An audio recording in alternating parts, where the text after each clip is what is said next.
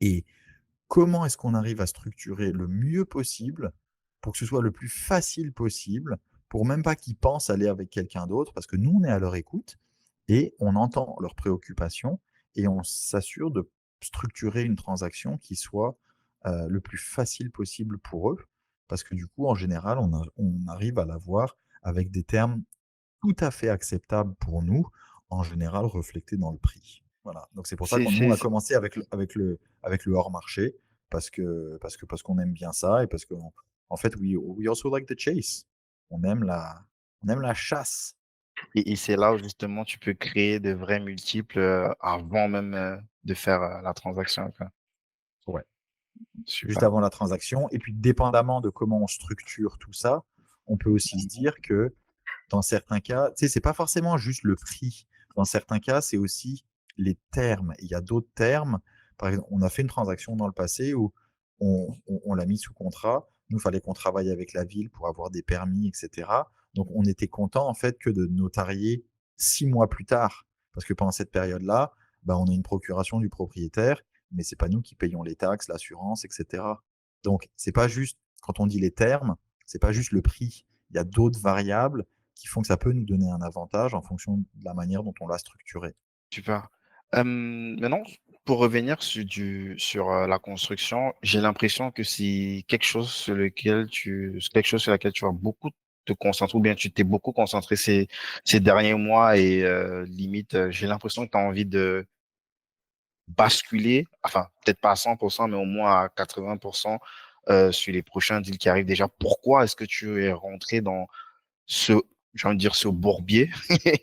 Tu vas me Ce dire bourbier, ah, très intéressant ce bourbier, ouais, ouais. C'est une bonne question en fait, c'est que ça a commencé, en 2022, j'ai eu la possibilité d'acheter des terrains au nord de Montréal, à Saint dans la petite ville de Saint-Jérôme, juste à côté de la gare et en face d'une université et c'était pour construire et après les projets qu'on avait faits, moi j'étais prêt à faire le saut de vraiment rentrer dans de la construction neuve.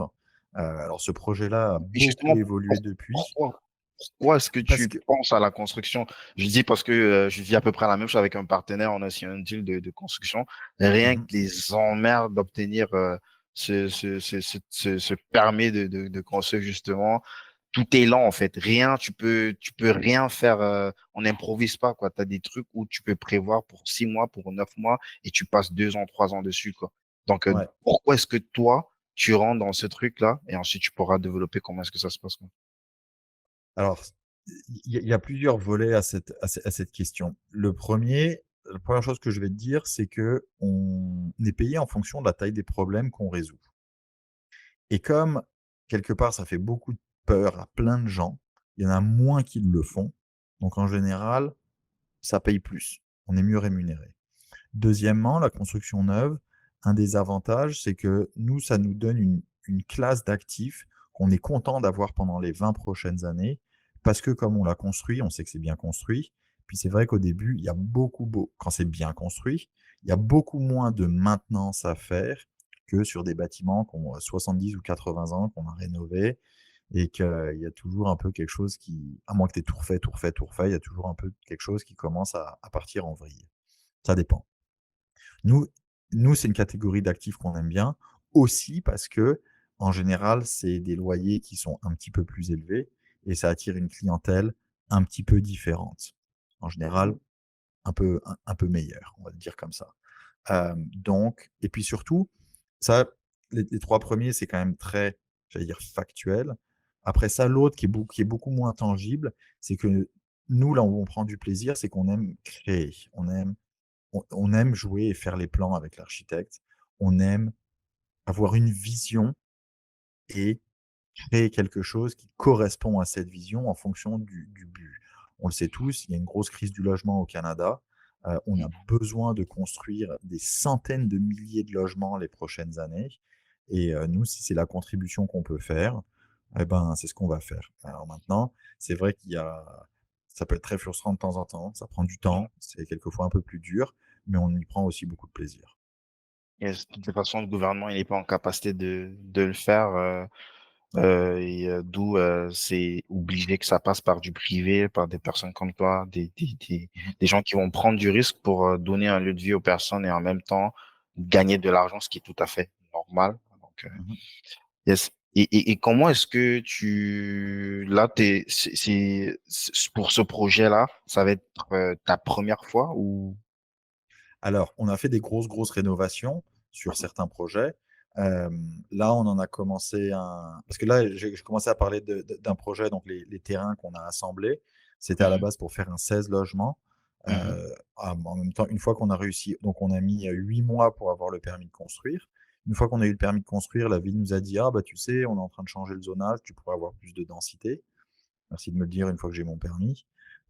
Et puis en même temps ouais, tu vois?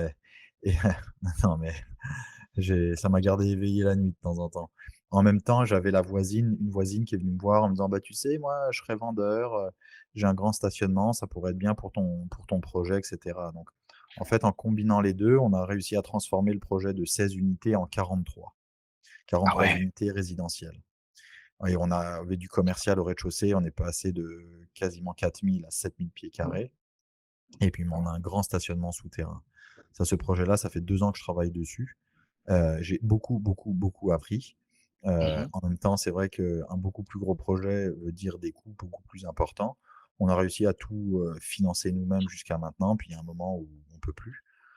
Donc moi, au niveau du timing avec la ville, moi, pour bien revendre le projet, bah, il fallait que j'ai mon approbation, chose que j'ai réussi à avoir. mhm, J'ai aussi, acquis le fameux dernier terrain. Donc là, on a tous les terrains, on a le projet qui est approuvé et moi, je me suis en même temps dit que j'avais beaucoup appris. À un moment, il fallait avancer, donc j'ai mis le projet à vendre. Un peu à contre-cœur, mais aussi pour me dire: «À un moment, il faut faire un choix». Puis maintenant que je l'ai mis à vendre, en fait, il y a de l'intérêt pour finir le projet ensemble. Donc là, j'ai des rencontres en ce moment avec d'autres développeurs et des entreprises de construction pour qu'on finisse le projet.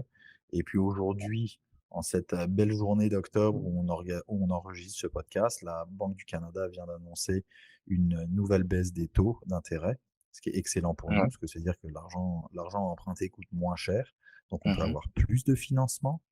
Plus de Donc liquidité.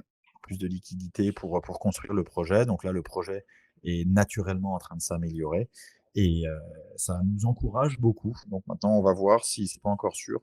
Est-ce qu'on va le vendre? Est-ce qu'on va le finir en partenariat? Je sais pas encore. Alors maintenant, j'ai jamais construit, même un 16 logements, j'ai jamais construit, ce qu'on appelle ground up de cette taille-là, de la terre pour sortir avec un bâtiment complet. C'est une chose de Mhm. faire des grosses rénovations, c'est une autre chose de construire un bâtiment de From scratch. 6 étages en béton, c'est autre chose. Maintenant, en parallèle de ça, on avait donc des plus petits projets dans la région de Montréal et puis là, on en a commencé un autre il y a à peu près 2 3 semaines. Ça, c'est un duplex qu'on reconstruit à neuf, puis on rajoute 2 étages. Donc c'était un bâtiment qui avait 2 unités locatives, qu'on transforme en 4 unités locatives en rajoutant 2 étages. Ça, c'est une construction neuve, c'est juste qu'on doit pas regarder une partie de la façade parce qu'il faut qu'il y ait une continuité pour la ville, mais tout va être fait. On retourne à la fondation, tout va être fait. Donc ça Yes. maintenant des projets comme ça nous paraît beaucoup plus facile. Et c'est des trucs que tu entrevois, c'est plus sur ce type de deal que tu comptes envisager la suite de tes invest ou tu vas toujours un petit peu mixer. On va continuer à mixer. Comme on a dit avec mon épouse, on aime bien nous faire nos petits projets sur le côté. Puis tu sais, maintenant les petits projets, c'est quand même d'assez gros projets. Enfin, petit, ça On dépend est de qui Ouais, voilà, l'interprétation c'est de chacun. exactement. C'est juste que nous maintenant, de temps en temps, on traîne avec d'autres gens qui regarderaient même pas un projet qui a moins de 50 unités ou 100 unités. Mhm, Donc bon, pour nous c'est gros, mais pour, certains c'est petit. Bref, là, on moi je veux qu'on trouve la sortie pour, ce projet-là, les 3 terrains. Après ça, on mhm, verra. Là, je me mets pas la pression. On a déjà pas mal de pain sur la planche. On en a acquis un autre récemment, donc là, on commence toute la période de travail avec la ville, de permis et cetera. On a largement assez de travail en ce moment. Voilà, on verra après. J'apprends aussi à quelquefois ralentir pour mieux accélérer et c'est bien quelquefois de finir ce qu'on a déjà d'ouvert avant de commencer à entreprendre autre chose. Yes. Et s'il faut parler des personnes des profils en tout cas, avec lesquels tu serais intéressé de discuter par ce projet actuellement, ce serait quoi? Des prêteurs privés, des potentiels partenaires, des gens du gouvernement,